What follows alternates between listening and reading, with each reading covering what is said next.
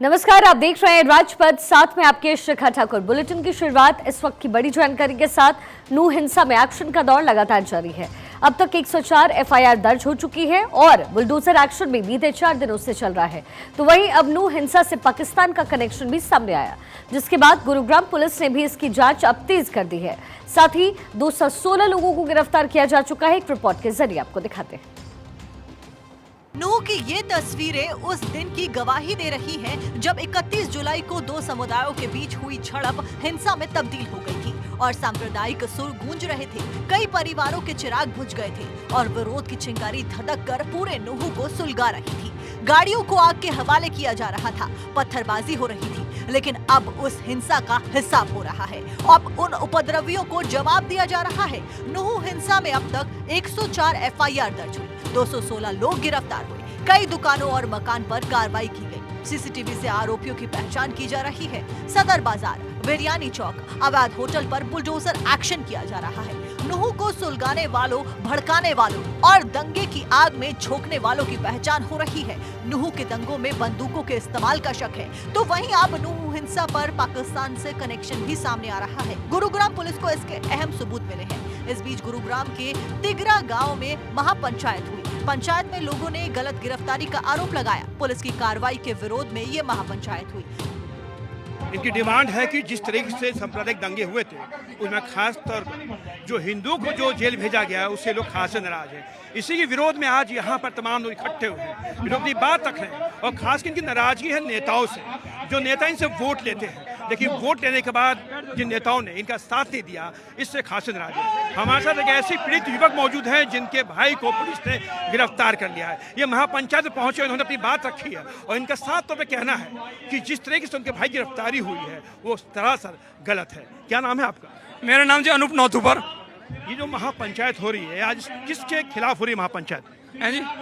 ये सिर्फ ये बात है कि जो गलत है उसके साथ गलत हो, जो सही है उसके साथ सही हो। कुछ लोग और मौजूद हैं, इनसे बात करेंगे। जिस तरह से गिरफ्तारी हुई है, इस गिरफ्तारी के विरोध में आए लोग इकट्ठे हुए और ये बात रखें, शासन से प्रशासन खासा नाराज है। तमाम युवाओं को गिरफ्तार किया गया, क्या कहेंगे इसको लेकर? जी क्या कहा जाए, गिरफ्तार कर लिया, ना कोई कार्रवाई हो रही है ना कुछ हो रहा है। नूह में जारी ताबड़तोड़ बुलडोजर एक्शन के बीच हरियाणा के डीजीपी पीके अग्रवाल नूह पहुंचे। डीजीपी ने कहा कि पुलिस का एक्शन लगातार जारी है। साथ ही उन्होंने लोगों से किसी अफवाह पर ध्यान न देने की अपील की। जो चीजें हमारे पास आई हैं उसको हम भली प्रकार से जांच करेंगे, उसके तह तक जाएंगे और उसके बाद जो जो इसमें कसूरवार हैं लोग, जो इसके दोषी हैं, उनके खिलाफ सख्त से सख्त कार्रवाई करेंगे। नूह में कार्रवाई जारी है, लेकिन हालात अभी भी तनावपूर्ण है। फॉरेंसिक टीम भी मौके की जांच कर रही है। अवैध रूप से बनी दुकानों पर लगातार एक्शन हो रहा है।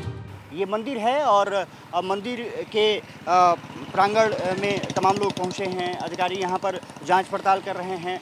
फॉरेंसिक एक्सपर्ट्स की यहाँ पर तैनाती की गई है और ये कहा जा रहा है कि फॉरेंसिक एक्सपर्ट्स पूरी तहकीकात कर रहे हैं ताकि पता लगाया जा सके कि किस तरह से यहाँ पर घटनाक्रम को अंजाम दिया गया। ये भी कोशिश की जा रही है कि तमाम उन कारणों का पता लगाया जा सके। लेकिन साफ तौर पर है कि जिस तरह से बजरंग दल ने यहाँ पर शोभा यात्रा निकाली और उसके बाद जिस तरह से पथराव हुए, फायरिंग हुई, आप देख सकते हैं कि ये पहाड़ियाँ हैं, इन पहाड़ियों से ही फायरिंग की घटनाओं का अंजाम दिया गया। ऊपर से पत्थर फेंके गए और साफ तौर पर था कि नूह को जलाने की पूरी कोशिश की गई। सबसे बड़ी बात ये रही है कि इसके बाद अब पूरे नूह में पुलिस की तैनाती है, आरएफ की तैनाती है, पैरामिलिट्री की तैनाती है और पुलिस गश्ती को बढ़ा दिया गया है। नूह में सीसीटीवी की मदद से लगातार आरोपियों की पहचान की जा रही है। साथ ही हालात को सामान्य करने के लिए सुरक्षा बल लगातार फ्लैग मार्च भी कर रहे हैं। Bureau report, Bharat 24। देखिए, कश्मीर को समझने के लिए कश्मीर का होना बहुत जरूरी नहीं है, लेकिन शायद ही कोई ऐसा भारतीय होगा जिसे कश्मीर नहीं अच्छा लगता होगा। वहां की वादियां, वहां की परंपरा, वहां के लोग, सब कुछ मनमोहक है। लेकिन कई साल से मानो हमारे कश्मीर को किसी की नजर लग गई थी। लेकिन 5 अगस्त 2019 को ऐसा कुछ हुआ जिसके बाद कश्मीर में बदलाव की एक प्रक्रिया शुरू हो गई, जिसके बाद हर किसी के चेहरे पर मुस्कान है।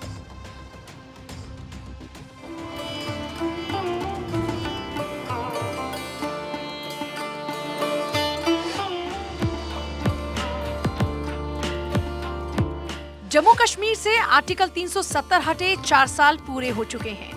केंद्र सरकार की इस कोशिश ने घाटी की तस्वीर बदल कर रख दी है।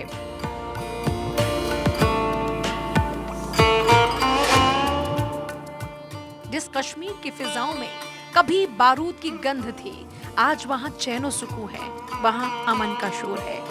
जिन कश्मीरी युवाओं के हाथ में पत्थर हुआ करते थे, वो हाथ अब अपनी कौशल के दम पर अपना सुनहरा भविष्य गढ़ रहे हैं। 70 साल से जो कश्मीर डर, आतंक और खौफ की अंधेरी रात में जीने को मजबूर था, उस कश्मीर में आज निवेश और पर्यटन का हर रोज नया सवेरा हो रहा है। लेकिन ये सब एक दिन में संभव नहीं हुआ। एक आम कश्मीरी से ज्यादा इस बात को कोई महसूस नहीं कर सकता। 2009 के IAS टॉपर शाह फैजल ने एक YouTube चैनल को दिए इंटरव्यू में उन बातों का जिक्र किया जिससे कश्मीर में बदलाव की बहने वाली बयार को महसूस किया जा सकता है। 9 to 10-year-old kid who doesn't even know what is happening. He has picketed, he has created a roadblock somewhere, और वो लोगों का ID card चेक कर रहा है. And when a very elderly guy comes out, and this young boy tells him कि हमने आज कर्फ्यू लगा के रखा है, आप क्यों बाहर निकले? And I recall an incident Srinagar में एक जगह पे where a very elderly guy came out and उसको 2 छोटे बच्चों ने पकड़ा और उसका ID card चेक किया. And when he could not give any reasonable explanation कि मैं बाहर क्यों आया हूँ, these two people, these two youngsters, 9-10 साल के, इन्होंने 2 बार उसको पीछे से छड़ी से मारा, एक बूढ़े आदमी को।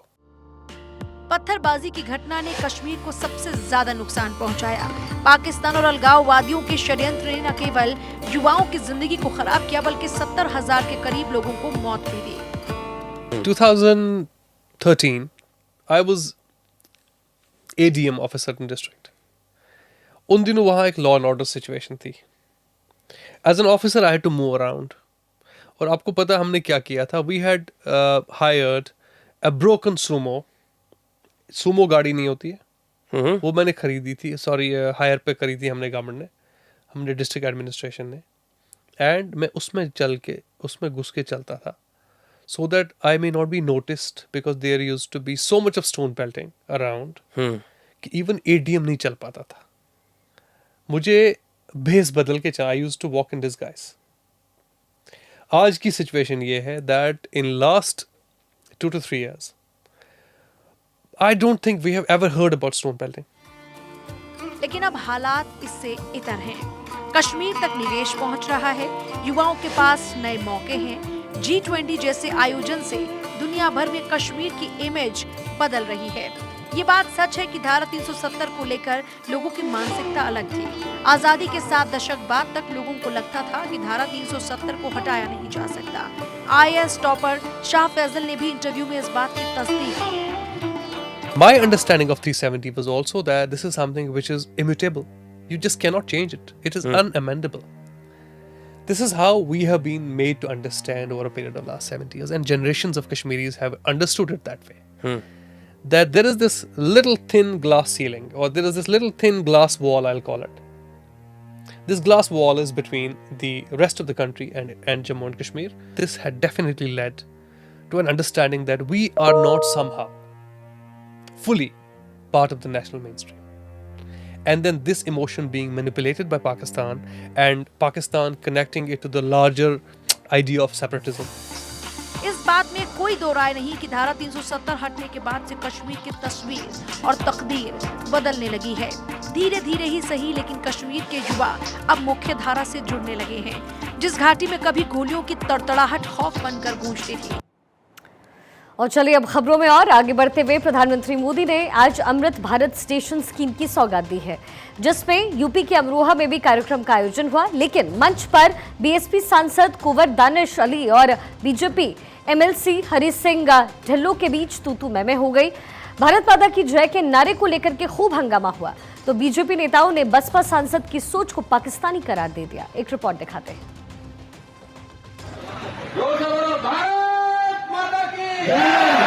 भारत माता की एक माता, भारत माता की जगह में क्यों परेशान हो? भारत माता की जगह में। अमरोहा में हंगामा, किसने किया सियासी ड्रामा? भारत माता की जय से बसपा सांसद को ऐतराज क्यों?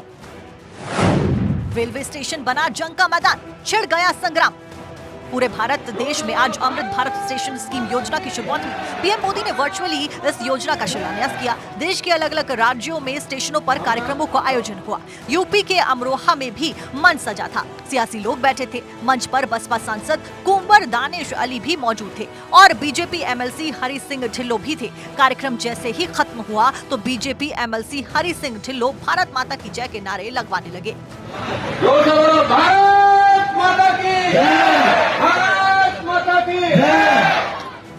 इन्हीं नारों से कुंवर दानिश अली भड़क गए। देखते ही देखते हंगामा होने लगा। दानिश अली ने कहा कि भारत सरकार का कार्यक्रम है, लेकिन बीजेपी हर कार्यक्रम को अपनी पार्टी का कार्यक्रम बनाने लगती है। तो वहीं बीजेपी पदाधिकारियों ने कहा कि बीएसपी सांसद की सोच पाकिस्तानी है।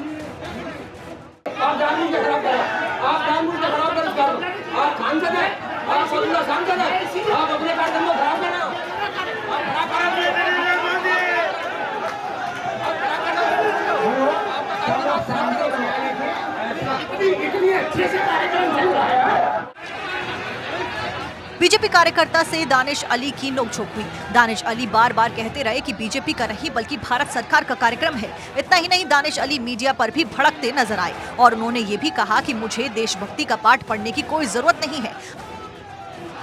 ये भारत सरकार का प्रोग्राम है, ये कोई पार्टी का प्रोग्राम नहीं है। ये पार्टी का कार्यक्रम बनाते हैं हर जगह। ये सरकारी कार्यक्रम है, आप भारत माता के तो देशभक्ति का इतिहास मालूम है। छोड़ो आप भारत माता की जगह में क्यों परेशान हो? भारत माता की जगह। अमरोहा रेलवे स्टेशन परिसर में चल रहा था कार्यक्रम। मंच पर मौजूद थे सांसद कुंवर दानिश अली। बीजेपी नेताओं ने भारत माता की जय के नारे लगाए। नारेबाजी होते हुए सांसद दानिश अली भड़क गए। दानिश और बीजेपी नेताओं के बीच बहुत बहस हुई। मीडिया पर भी भड़क गए दानिश अली। अमृत भारत स्टेशन स्कीम के तहत था कार्यक्रम। बसपा सांसद को बिगड़ता देख भाजपाई नाराज हो गए। मंच पर मौजूद भाजपा नेताओं से उनकी झड़प होने लगी। वहीं मंच के नीचे पंडाल में मौजूद भाजपा कार्यकर्ताओं ने बसपा सांसद के विरोध में हंगामा कर दिया। हालात बिगड़ते देख वहां मौजूद आरपीएफ, पुलिस और रेलवे के स्टाफ ने मोर्चा संभाला। काफी देर तक कार्यक्रम स्थल पर हंगामे की स्थिति बनी रही। Bureau report, Bharat 24। और देखिए, बस कुछ दिनों का इंतजार बाकी है और वो पल नजदीक होंगे जब देश का कीर्तिमान पूरी दुनिया में नजर आएगा, जब चंद्रयान 3 सफलता के मुकाम को हासिल करेगा। इसरो का अगला कदम चंद्रयान 3 के ऑर्बिट में एंटर करना है। आपको एक रिपोर्ट दिखाते हैं।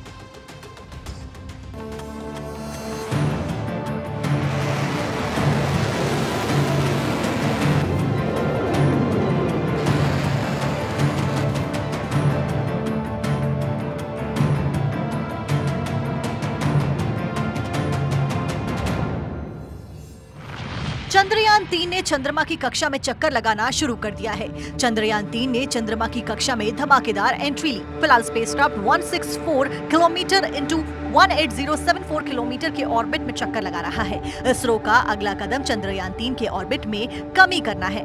ये प्रक्रिया रविवार रात 11 बजे शुरू होगी। अगले 17 दिन तक चंद्रयान 3 उसी तरह धीरे धीरे चंद्रमा की ओर बढ़ेगा जैसे जैसे ये पृथ्वी से दूर गया था। लॉन्च के बाद 3 हफ्ते के दौरान 5 चरणों में इसरो ने इसे पृथ्वी से दूर भेजा था। इसके बाद इसे 1 अगस्त को पृथ्वी की ऑर्बिट से चंद्रमा की ओर सफलतापूर्वक भेजा गया।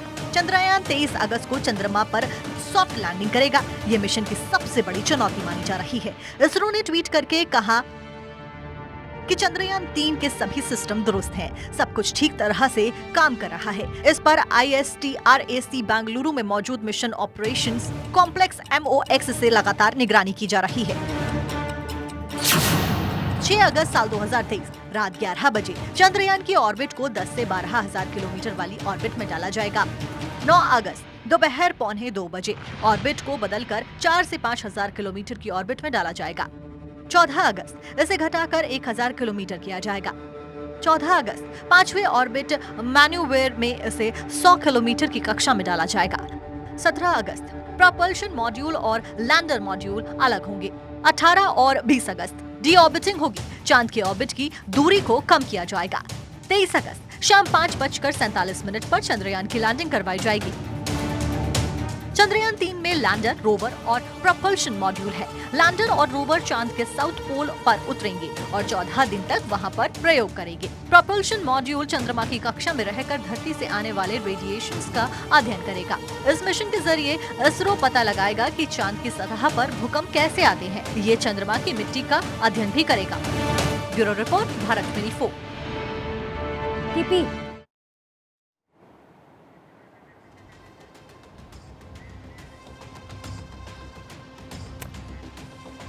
चलिए कुछ और खबरों का जिक्र कर लें। बीजेपी 2024 में जीत की हैट्रिक लगाने को बेताब है, इसलिए वो एक एक सीट की लगातार समीक्षा कर रही है। इधर गृह मंत्री अमित शाह महाराष्ट्र के 2 दिनों के दौरे पर थे, जहां शाह ने एकनाथ शिंदे और अजित पवार के साथ 45 मिनट तक बैठक की और 2024 की चुनावी तैयारियों पर मंथन किया। रिपोर्ट दिखाते हैं।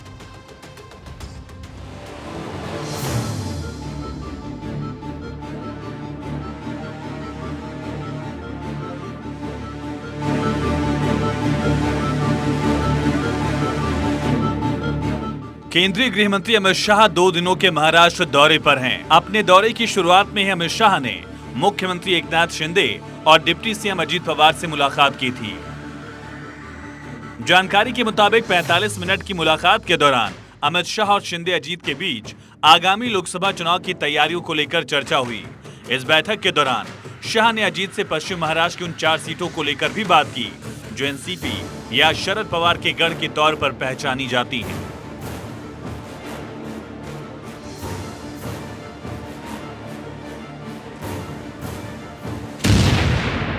2 दिन के महाराष्ट्र दौरे पर शाह, मुख्यमंत्री एकनाथ शिंदे से की मुलाकात, अजित पवार के साथ भी की बैठक, 2024 लोकसभा चुनाव को लेकर मंथन, शरद पवार के गढ़ की सीटों पर चर्चा। 45 मिनट तक शिंदे अजीत से मुलाकात। शाह के दौरे से बढ़ी सियासी सरगर्मी। जयंत पाटिल के बीजेपी में आने की अटकलें, पाटिल ने खबरों को बताया कोरी अफवाह। सबसे पहले शाह के इस दौरे से महाराष्ट्र का सियासी पारा बढ़ गया है। दरअसल यूपी बिहार के बाद बीजेपी का फोकस महाराष्ट्र पर भी है, क्योंकि बीजेपी 2024 के लिए एक सीट पर फोकस कर रही है और बीजेपी ने 2024 की तैयारियों को शुरू कर दिया है। वहीं 1 सितंबर को विपक्षी दलों के गठबंधन की भी बैठक होनी है।